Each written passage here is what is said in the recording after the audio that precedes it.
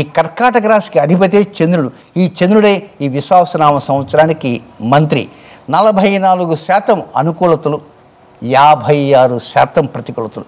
కానీ మనవాడే, మనకారకుడే చంద్రుడే మంత్రిగా ఉంది కనుక వడ్డించేవాడు మనవాడే అనేటువంటి ఒక గట్టి నమ్మకం మాత్రం మీరు పెట్టుకోవచ్చు. కానీ ఒక్కోసారి కొన్ని వివరాలు మాత్రం ఉన్నాయి. ఆ వివరాలు చాలా జాగ్రత్తగా ఉన్నాయి. సోదరులతో కలహాలు తెచ్చుకోవద్దు. సోదరులతో పోటీపడి పందాలు కాయవద్దు. బాగా గుర్తుంచుకోవాల్సిన అవసరం. మీరు కనుక అలాంటి ప్రక్రియలోకి వెళ్తే మాత్రం ఒక్కోసారి చేజేతులరా డబ్బుని నాశనం చేసుకునే విధంగా అవుతుంది. కెరీరా 3 పూలు అద్భుతంగా ఉంటుంది. 36 కాయలు అంత 3 పూలు 3 కాయలు కాదు, 3 పూలు 36 కాయలుగా చెప్పుకోవచ్చు. కెరీర్ పాయింట్ ఆఫ్లో అనుకూలతలు వస్తాయి. డబ్బు విషయంలో, కుటుంబ విషయంలో, ఆస్తుల విషయంలో, అంతస్తుల విషయంలో, మాట్లాడే సమయంలో చాలా జాగ్రత్తలు తీసుకోవాలి. ఒక్కోసారి పొరపాటుగా ఏదైనా మాట్లాడితే మూల్యం చెల్లించుకోవాల్సి కూడా వస్తుంటుంది. దంపతుల మధ్య ఎలాంటి కలహాలు రాకుండా కూడా చూసుకోవాల్సిన అవసరం ఉంటుంది.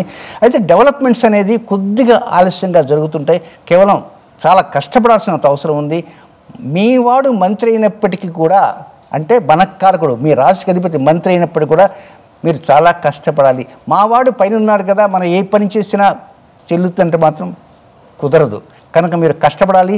ముఖ్యంగా సోమవారాల్లో ఉదయం పూట రాహుకాలం ఉంటుంది. 7:30 to 9 రాహుకాలం ఉంటుంది. ఆ రాహుకాలంలో కొంతమంది నిద్రపోతూ ఉంటారు, డే టైం కూడా.